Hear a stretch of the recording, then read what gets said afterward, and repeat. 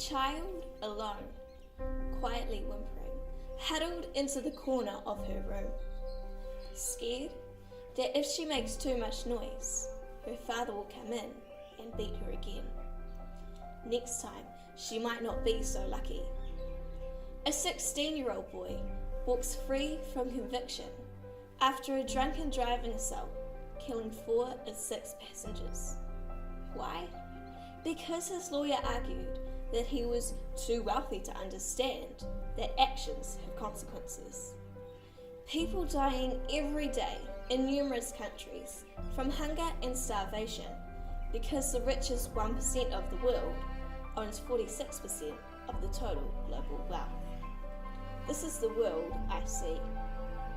How do we respond when asked the question, what does the world look like to you? Do we look with eyes that see only the parts we want to see? Do we turn a blind eye to the family down the road who go hungry? Do we look past the fact that New Zealand is ranked the 5th worst developed country in the world for child abuse? We like to fool ourselves into thinking that the way our world is headed is fine.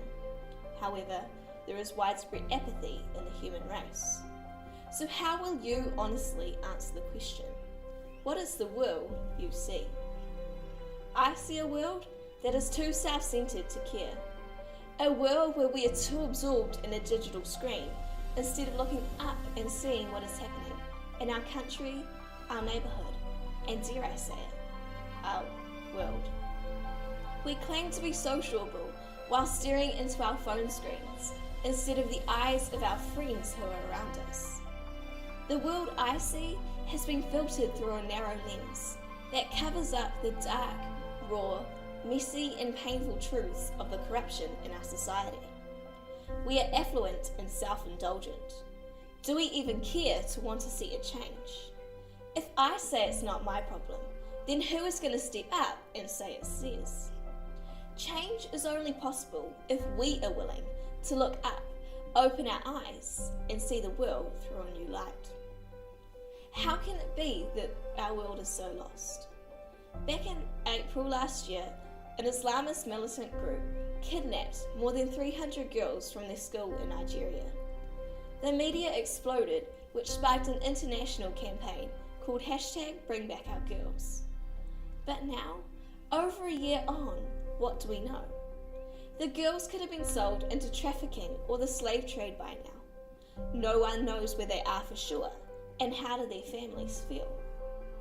Many more innocent lives are taken every day due to conflict around the world.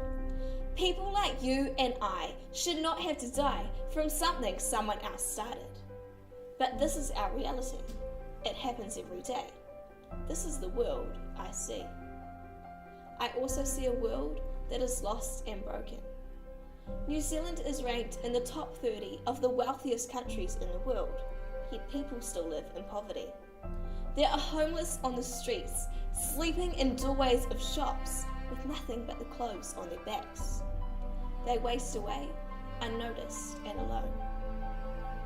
Earlier this year, I was in Wellington, and while I sat in the car on one of the busiest streets of New Zealand, I watched a scene unfold before me.